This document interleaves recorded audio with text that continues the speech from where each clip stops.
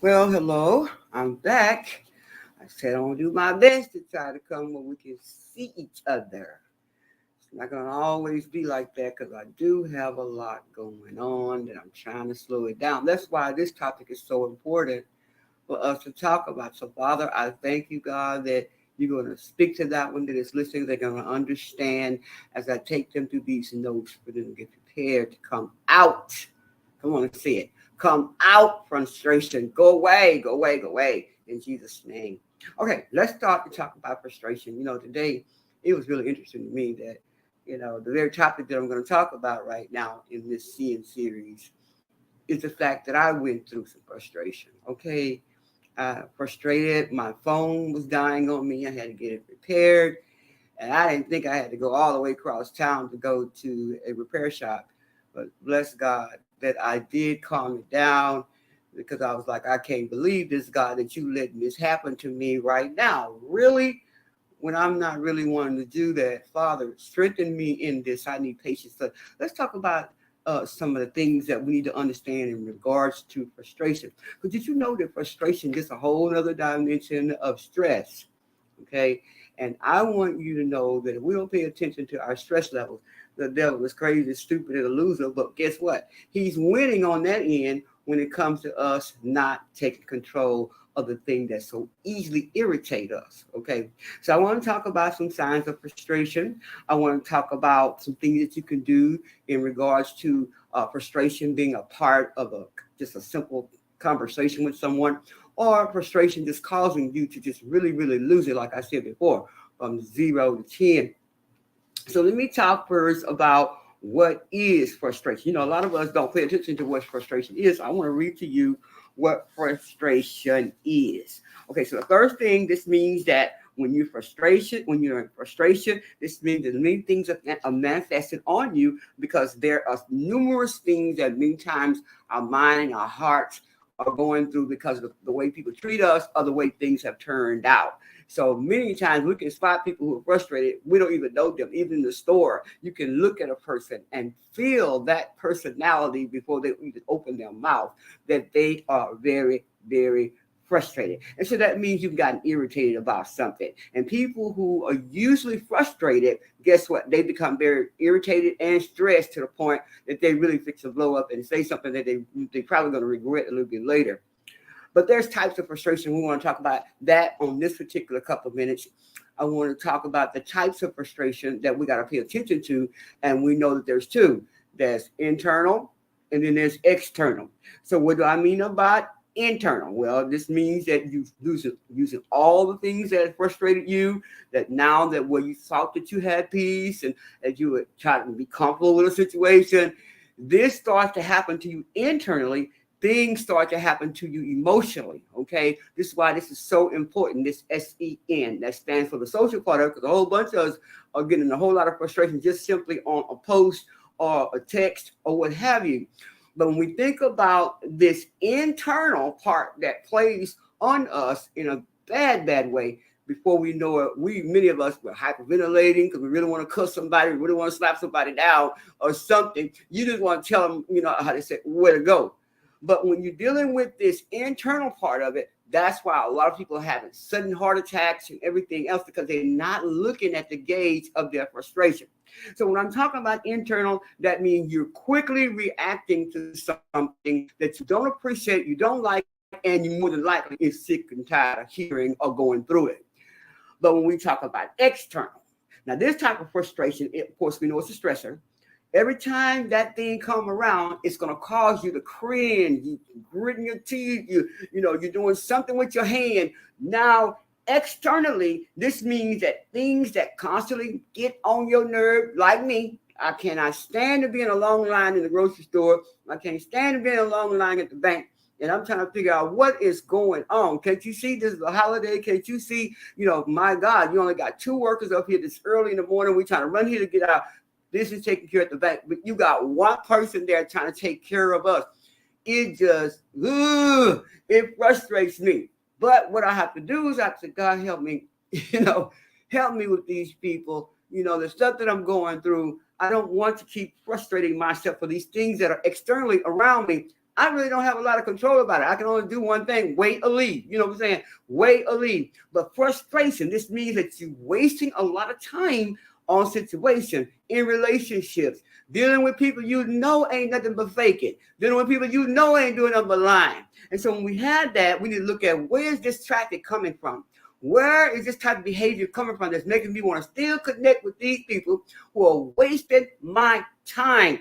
And sometimes these things that they're wasting, these are destiny blockers. They just there to try to hold you up, talk real good talk about they're there to support you, and they're really there to block what God has for you. Pay attention. Sit down just a minute.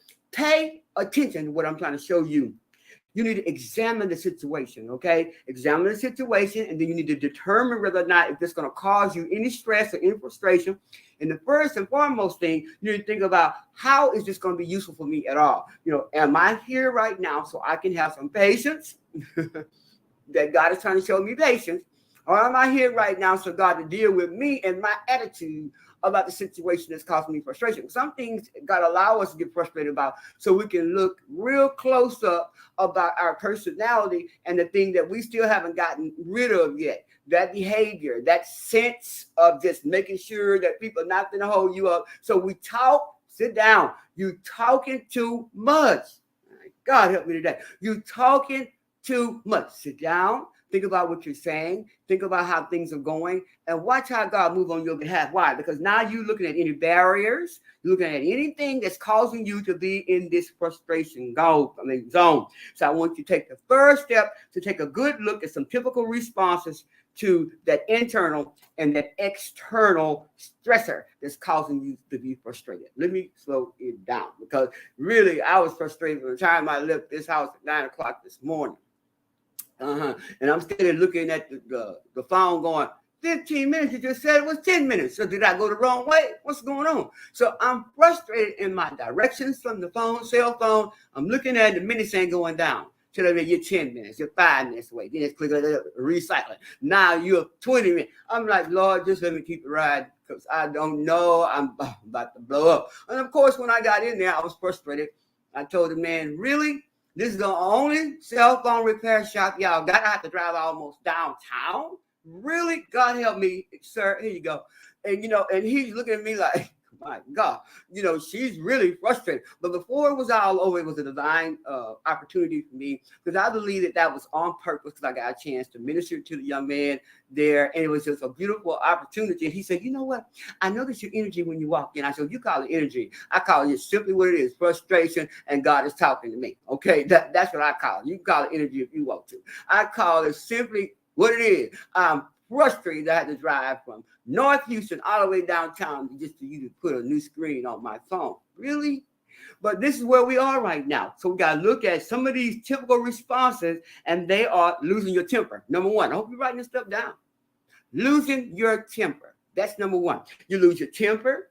Then before you know it, you have all this body language and moving and, and doing your fingers and doing your neck. And, we got all this stuff because you are tired of waiting and tired of hearing what they're saying. You're trying to get them to hear and see what you're doing, what you're thinking right now is to get on my nerve. So you're tired. So now the frustration has really shifted in. So now you got your body language going. And now you're crossing your legs and looking at people. Oh, that's what we're doing. But now, because you're frustrated, okay, you need to recognize this other one, the one that we do a lot of, that perpetual just breathing hard. And some people don't even know how to be on the slick doing just, because they know they're frustrated and they're tired. But remember, we got to look at, where's your fruit hanging? Is it hanging high or is it hanging low? So that means you got to ask God for the fruit of patience and peace to overtake you during this time of frustration. And then the thing that most of us will do when we have zero patience in that day, where frustration has really overwhelmed us, it says here, now we giving up and we leaving. I almost turned around. I pulled in a couple of driveways going, let me look at this phone again. Because this is just seeming too far. You told me 15 minutes to go these directions. And see, here I'm into a 20-minute span now. You told me 15 minutes. Well, remember, you got to think about, what are you doing? So now we want to give up. I'm about to turn around. I thought I already rode all the way down here to near the downtown to get this thing done for my phone. Now, I could have did two things. I could have calmed it down like I was trying to do in the car, in the frustration. Or I could have just came on back home. But instead, I tried to calm it down, just go ahead and let the direction tell me which way to go. And then when I got there, I just pulled up in there by now and threw it in gear. That's what we're doing. We give up and we leave. Okay? You can't do it. You can't give up and leave. Everything is happening, have a purpose. Everything is happening. God is trying to get you to hear something, see something, or prevent you from being in or something happening that you wish that you had took that frustration down and waited and not walk away or leave the situation. Sometimes he wants you right there so he can get that thing right for you. Well, my time is running out. I'm going to give you a couple more that you need to pay attention to. I hope you're taking these down. Feeling sad or anxious. Okay, that's a big one. You feel really sad or anxious about things that's not turning out quick enough for you. And then lacking self-confidence is a big one. Many of us don't have the confidence that we need because we're so tired. It looks like everything, when it looks like it's going to be a 5, it turns to not even a 1. It turns to a 0. This is really causing a lot of people to become very angry, very distressed. They take it out on their mates. They take it out on their children. And frustration is really a big issue now across the globe because we see so many people getting so much frustration going on. They don't know how to handle it. So they're almost about to kill somebody. Okay, they're driving, like we're in an OK corral. You go and cut somebody around and, go around them. They're ready to shoot you because you went around them. Frustration is a horrible stressor because now it is also attached to the spirit of murder in these times that we're in. People want to kill you while there are a ticking time bomb because of the stressors that has caused them to become very, very angry. And then, of course, sleeping problems. People are dealing with so much to the point with these stressors that they can't even sleep. Or they get up trying to figure out what they're going to do to make sure that person get their rights read to them because they've been so frustrated. I need to see what are you doing and why am I still in this shape with you? We got to pay attention to what's causing you to lose sleep. But most important, don't lose sleep and then get up and start trying to have some evil intentions to get at somebody. That's a dangerous place to be because now your heart is really causing you a whole lot of trouble because this next one, and what I'm talking about, it calls you to self-medicate. And that means now you're going to turn to drugs, you're going to turn to what they call Tylenol, PM, whatever PM to try to suffocate the thing that you know you're still frustrated about. I know I'm talking to you. I know I am. And so the next thing we want to make sure that you don't do and that have this bodily abuse. Many of us are doing that, taking in food, we're overeating, we're oversleeping. You want to lay down and medicate it because you just died and you frustrated that things have not changed yet. Then the other flip side of that, you overeating. Now you find yourself where you're eating irregular. You may not eat today. You may not do anything but drink something, coffee. You just instead of meditating on the thing that has hurt you. I can only imagine. I thought about when my ex-husband took the 12-gauge shotgun to my face. I wonder when he was meditating on murdering me, I wonder did he ever lose any sleep at all after he did this? And did he meditate on the point of frustration to the point that this murdering spirit came out and said, you just need to get revenge now. Remember, no one leaves you, you leave them. So it's talking to us over and over again in our relationships, over and over again in our ministries. It's talking to us to the point that we're losing sleep, and in this long-term process of it, it gets hard on our bodies. That's why so many are falling dead. So many are having heart attacks. So many can't even deal with a relationship because either the relationship is more controlling or the person is more, laid back. And so that person takes over that person. It's becoming so bad to the relationships that are toxic. You can't even see that it's toxic because you're so frustrated because you got to get somebody to be in the mode or the zone you want them in. So you're frustrated because you can't get them to obey whatever it is. Most of the time, it's this selfish, evil intention. I don't want to preach, but I'm trying to show you something. It can affect all aspects of our lives. It can cause your sleep to go off. It can cause you to think that you're hearing God and you're not hearing nothing but your flesh. It can cause you to feel so incompetent. It can make you feel that you have not been fulfilled in anything. So now you're doing bodily harm to yourself. And your mind is getting into a place where it feels that it needs to be self-medicated to at least try to rest your thoughts. I know I'm talking to you, but the devil's crazy and stupid. Listen to me. The Bible is telling us even now that we have to deal with those things, but we deal with them knowing that Christ is always going to be big in us. If we obey God and love God enough to try to assess our fruit, we're going to be better, right? But I want to try to give you this scripture. First of all, I want to talk about Philippians 4 and 6 through 8. I want to close with that, and for you to remember these things that I'm trying to say to you in regards to I'm giving you these scriptures. So I want to read Philippians 4, starting at verse 6. It said, "Be careful for nothing, but in everything by prayer and supplication with thanksgiving. Okay, let your requests be known unto God. Okay, and the peace of God, which surpasses all understanding, will guard your hearts and your minds in Christ Jesus." This is the one that I love, and this is the one that I think that we all should use this as a tranquilizer. Okay, so we can think not to grab the beer, not to grab the weed, not to go and watch porn, not to do these things you're so frustrated about that you cannot get that person to be with you, or you can't get that person to understand you love them, and they keep walking away, or they keep on rejecting you, and so on and so on. But this is the verse that I feel that's going to be a prescription for you.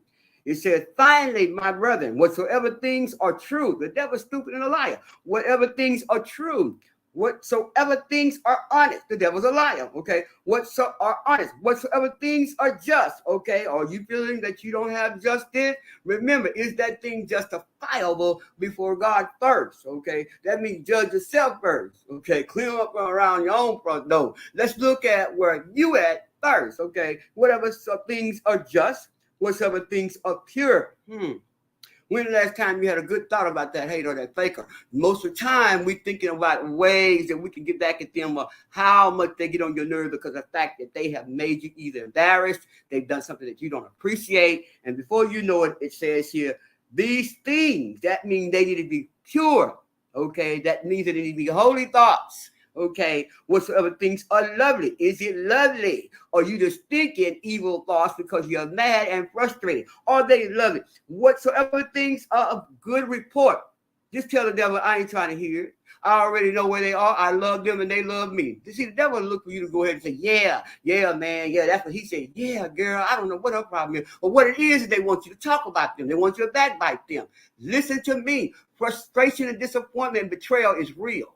But you don't have to answer everything. You don't have to Google, or not Google. You don't have to post everything just because you're going through. Remember, it needs to be of a good report. And if there be any virtue, if there be anything that can strengthen you, anything that can give you another dimension of hope, okay, to let you see something supernatural that you know that you couldn't do it. You know the faker and the hater instead of looking at you, and you still trying your best to not jab slap them or read them their rights. But I'm talking to you, I know I am. And so if there be any virtue, and if there be any praise, if they are, he said, think on these things. I speak to you now in the name of Jesus that you would think on those things. You think on the thing that has made you weak. You think on the thing that has made you stressful. You think on the thing that made you feel like you want to give up. You want to think on the thing that God is saying that is pure, that is lovely. And so, Father, I speak that over them today, that all the things that the enemy is trying to speak to them or to talk about them, to them, to make them to believe that they're not enough and that you're not going to get to do what I said. Holy Spirit has told you something. Believe God and don't listen to the devil.